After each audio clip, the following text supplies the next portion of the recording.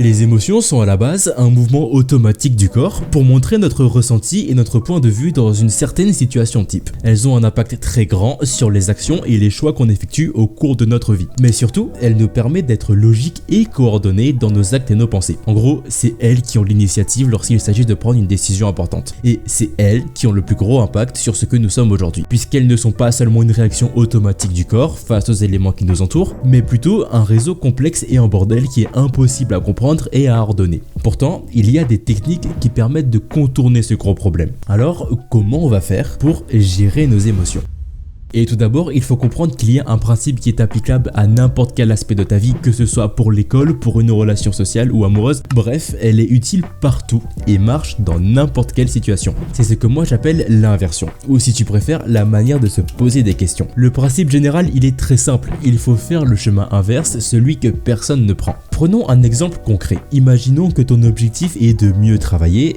T'as pas 36 000 solutions devant toi. Tu vas sur internet pour essayer de trouver quelqu'un qui pourra t'apporter des réponses à tes questions. Et c'est là qu'est le problème. On te donne des conseils pour te permettre de t'en sortir, mais on te donne pas le chemin pour y arriver. Donc au final, tu te retrouves planté là avec beaucoup de questions style comment faire pour l'utiliser, dans quelle situation, à quel moment. Bref, t'es perdu. Car tu n'as pas reçu l'essence même de chacun de ces conseils. C'est comme si je te donnais des ingrédients pour une recette, mais sans te donner la recette elle-même. Je pense que tu as compris que tu auras du mal à faire ton gâteau. Alors qu'au lieu de te donner des ingrédients, je te donnais une piste précise à suivre, je suis sûr que tu pourrais, sans aucun mal, trouver des ingrédients qu'il te faut et réussir ton gâteau. C'est pourquoi il faut absolument réussir à faire le chemin inverse et pouvoir retrouver la question principale dans le cas où le mec qui te parle ne l'a pas fait. Donc c'est ça l'inversion. C'est la manière de se poser les bonnes questions. Et attends, pour toi, ça n'a peut-être aucune importance ce que je suis en train de te raconter, mais en fait, tu vas voir, c'est vraiment le plus important. Par exemple, pour le fait de contrôler ses émotions, il faut avant tout comprendre ce qui se passe lorsque tu es sujet à celle-ci. Tu dois devenir un observateur, c'est-à-dire que tu analyses et comprends les actions qui s'effectuent à l'intérieur de toi, mais avec un regard venant de l'extérieur et avec une vue d'ensemble. En fait, ce dont on est en train de parler,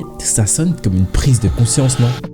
Et oui, si on veut mieux gérer ses émotions, il faut déjà en prendre conscience. Et j'entends par là que la chose sur laquelle tu dois te concentrer, c'est les tenants et les aboutissants. C'est-à-dire que tu dois définir les éléments qui font que tu ressens telle émotion ou telle émotion. Et surtout, quelles en sont les conséquences pour toi et pour ton entourage. Par exemple, le fait qu'une personne ne t'écoute pas peut te faire sortir de tes gonds et entraîner le fait que tu deviennes désagréable et irrité. Bref, il y a ce qui précède la colère, le fait que l'on ne t'écoute pas, et ce qui en découle, c'est-à-dire le fait d'être en colère. Et cette méthode, malgré ses airs simples et peu efficace, elle est en fait une arme redoutable car tu peux totalement appliquer ça aux choses positives de ta vie. Comme par exemple ressentir de la joie. Du moment que tu sais comment arrive cette émotion, tu peux littéralement la créer à chaque fois et dans quasiment toutes les situations. Et bon, pour ceux qui ont la flemme de réfléchir et qui veulent un conseil pratique et facile à mettre en œuvre, sincèrement, si déjà tu arrives à contrôler ta respiration, tu devrais pouvoir mieux gérer tes émotions. En partant du principe bien sûr que tu as pris du recul. Parce que sinon ça va pas trop marcher. Donc voilà, fais de la méditation, c'est ce que je fais, c'est vraiment pratique dans n'importe quelle situation et pas seulement pour gérer ses émotions. Si tu veux apprendre à mieux garder le contrôle sur tes émotions et sur ce que tu ressens, tu dois prendre du recul et accepter que tu pourras jamais tout contrôler à 100%.